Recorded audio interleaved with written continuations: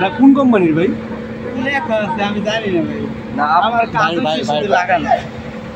ভাই এই যে ভাইয়ে এই জরুরি নিয়োগ দিচ্ছিল, হ্যাঁ, তো ভাই বলতেছে যে সে নিজেও জানে না যে এটা আসলে কোন কোম্পানির নিয়োগ, তার কাজ হচ্ছে লাগানো। আমি হলে তো ভাই আপনি এটা মানে কে দিছে আপনার এই জিনিসটা? কোম্পানি মানে লোকে দিচ্ছে আমারে। আপনি বলে সেই কোম্পানির নাম কি?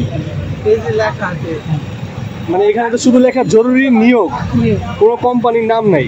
আমি যতটুকু জানি যে এখানে কল দিলে আপনার হচ্ছে বলে যে 500 টাকা রেজিস্ট্রেশন ফি লাগবে, 1000 টাকা ব্যাগের জন্য লাগবে বা পোশাকের জন্য লাগবে। তো এই বিষয়ে আপনি কি জানেন নাকি জানেন না, বা আপনি কি এইসবের সাথে জড়িত কিনা? আমি হলে ডেইলি হিসেবে কাজ করি। কত টাকা দেয় আপনাকে এটা? 300 টাকা দেয়। 300 টাকা দেয় না? আর এই গাড়ি ভাড়া। আপনি জানেন না যে এটা কোন কোম্পানি? কোম্পানির নাম জানেন না? কোম্পানির নাম আমি জানি, আমার দেখাই দিতে।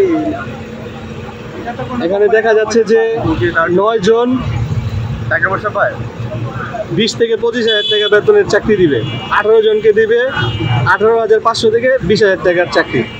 তো এই এত বড় একটা নিয়োগ নিশ্চয়ই কোনো একটা বড় কোম্পানি, তাই না? বড় কোম্পানি ছাড়া তো এত বড় নিয়োগ হয় না। তাহলে ভাই এদিক তাকান, আপনি এদিক তাকান। তাহলে আপনি বলেন যে এই কোম্পানির নাম কি, এবং এই কোম্পানিতে যায়া কথা বলতে হবে যে ওই কোম্পানিতে তো আমার একটা চাকরি দরকার, তাই না? আমি তো কোম্পানিতে যায়া কথা বলবো। তারা কি আসলে চাকরি দেয়? দৈনিক হিসাবে কাজ করি। দৈনিক হিসাবে তো আপনি কাজ করেন, ঠিক আছে, আমরাও কাজ করতে চাই। কত টাকা দেয় পার ডে দৈনিক কাজ করলে? 300 টাকা। 300 টাকা দেয়। আচ্ছা, যে দিছে তার নাম্বার কি দিতে পারবেন? তার নাম্বার আমার কাছে বর্তমানে নাই। না থাকলে আপনি কিভাবে এগুলো নিছেন?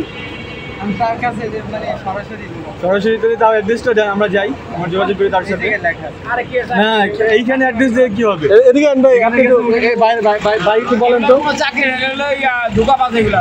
এগুলো কিসের চাকরি হয়? আচ্ছা, এগুলো একটা বাজে এগুলা।